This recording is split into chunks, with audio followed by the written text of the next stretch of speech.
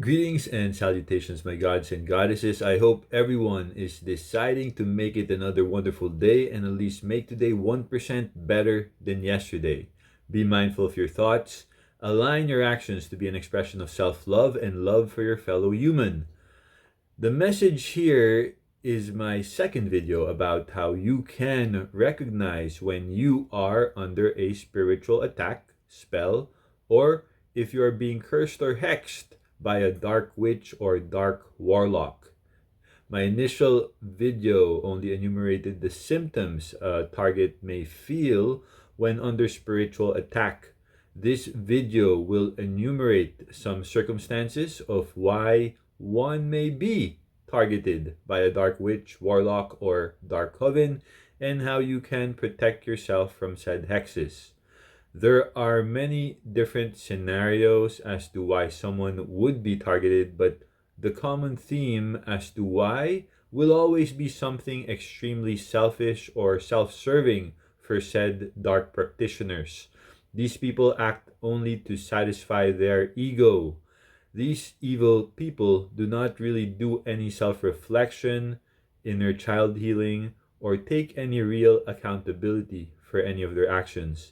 They like to do things in the dark and pretend they are innocent of any wrongdoing. Like I said before, most of these malicious black magic practitioners like to pretend to be of the light. They act to satisfy their narcissistic impulses. They have a lot of hate, jealousy, envy, and basically do not like to see other people do better than them. It is almost impossible for them to be genuinely happy for other people. They act like they are good people so that they can fool others, so that they can have a bigger pool of people to try to manipulate. The most common form of black magic is called the evil eye. This is basically an evil, malevolent glare that is directed to someone, their target, that they are jealous of or envious of. This comes with malicious intent, jealousy, hate for the target, which is more often than not unaware of this malevolence directed at them. The earliest records of evil eye being used dates as far back as 5,000 years ago, but in truth was used by people as far back as the beginning of human history.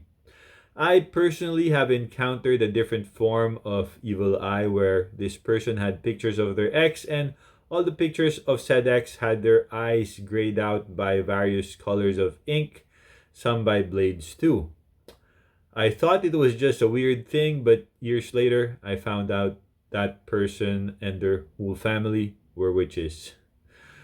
The Eye of Horus from ancient Egypt, about 5,000 years ago, is a well known talisman or symbol of protection from evil eye. The Hamza hand, which is an ancient Jewish prayer from about 3,000 years ago, is also a known protection prayer against any evil eye.